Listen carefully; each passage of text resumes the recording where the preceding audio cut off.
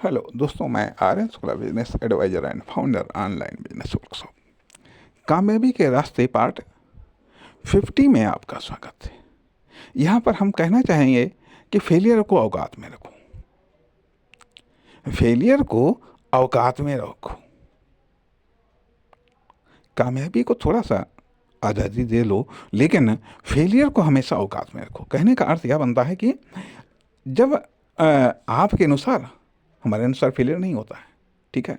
आपके अनुसार यदि फेलियर आपको मिलता है, फेलियर से मुलाकात होती है, तो हमेशा उस पर दबाव बना करके रखो, उसको हड़का करके रखो, उसके प्रेशर में कभी मत आओ।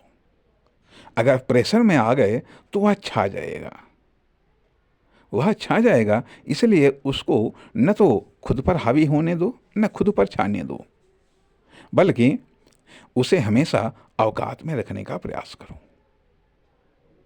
प्रयास करो अर्थात आ गए, कोई बात नहीं, अभी तुमको भगा देंगे हम।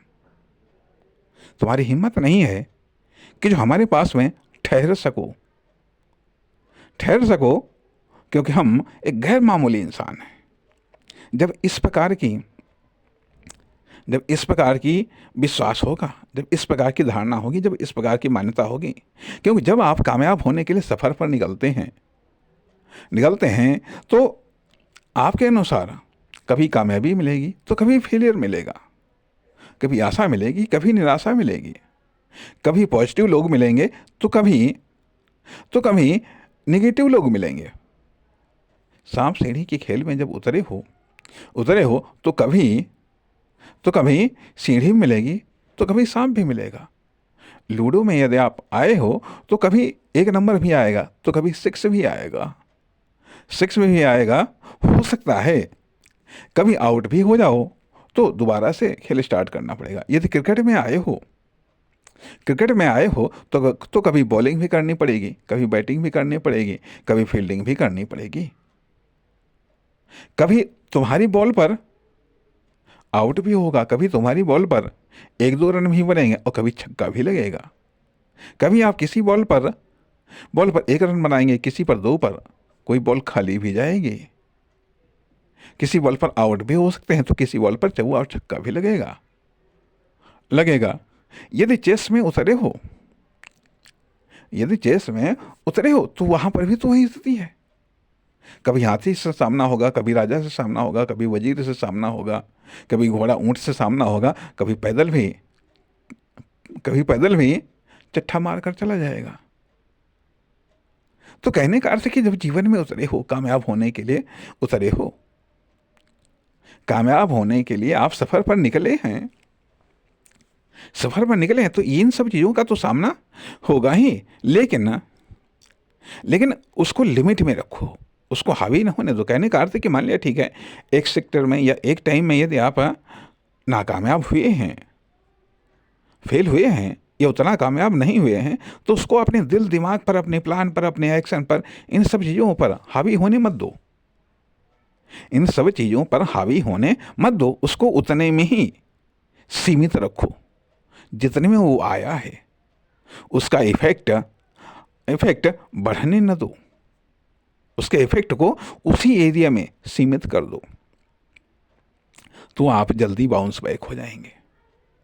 अन्यथा यदि उसके इफेक्ट को आप बढ़ने देंगे, आप सरेंडर कर देंगे, कभी भी फेलियर के सामने सरेंडर मत करो, कभी भी फेलियर के सामने आत्मसमर्पण मत करो।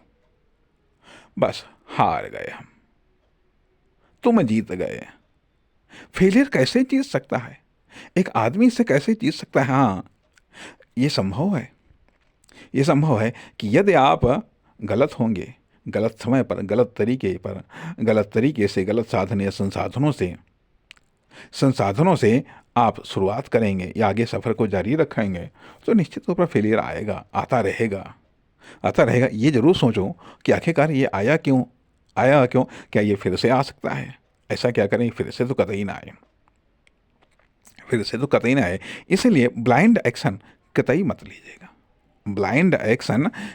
मत लीजिएगा किसी भी सेक्टर में, ना लाइफ हो, चाहे लाइफ हो या बिजनेस हो या मार्केट हो, सोसाइटी हो, कोई भी सेक्टर क्यों ना हो, ब्लाइंड एक्शन नहीं।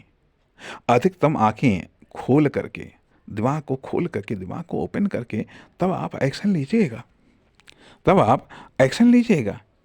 इसलिए कहने का अर्थ है कि फेलियर के आगे आत्मसमर्पण तो कतई करना ही नहीं है, आत्मसमर्पण करना ही नहीं। और ऐसी कंडीशन, ऐसी जंग मत लड़ो जिसमें आत्मसमर्पण करना पड़ जाए, आत्मसमर्पण करना पड़ जाए। अर्थात जंग ऐसी लड़ो कि हार करके दोबारा फिर से अटैक कर सको। कहने का अर्थ यह कि एक्शन ऐसे लो, ये इतने साइज में लो कि फेल होते हैं, 1 2 10 बार फेल होते हैं, हम दोबारा फिर से एक्शन लेते रहेंगे। ये नहीं इतना बड़ा सा एक्शन ले लिया जा करके जो है और वो हो गया फेल और हम धराशायी हो गए। अर्थात मान लिया हमारे पास में 1 ही लाख रुपए थे, जो है वो भी हमने एक ही बार में झोंक दी जा करके और वो फेल हो गया। दोबारा हम कहाँ से एक्शन लेंगे? तो आत्मसमर्पण करना मजबूरी पड़ जाता है।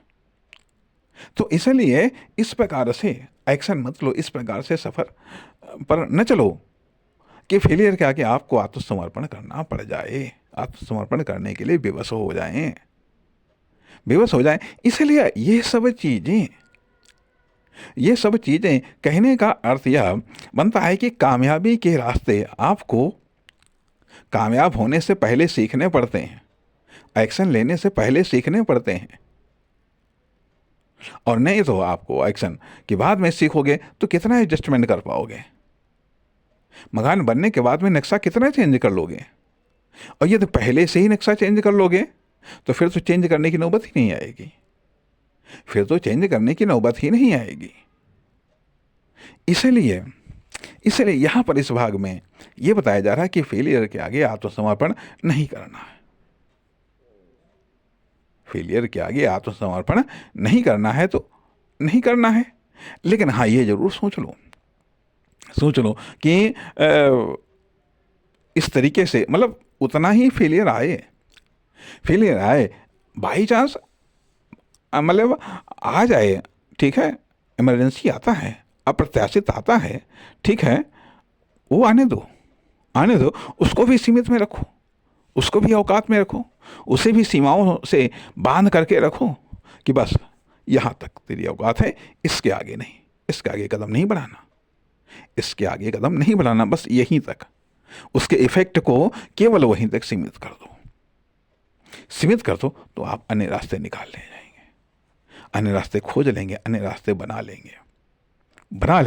और अन्य सेक्टर में, अर्थात यदि इस सेक्टर में फेलियर आया है तो दूसरी सेक्टर में कामयाबी आएगी और हम उससे कामयाब हो सकते हैं। नमस्कार, धन्यवाद।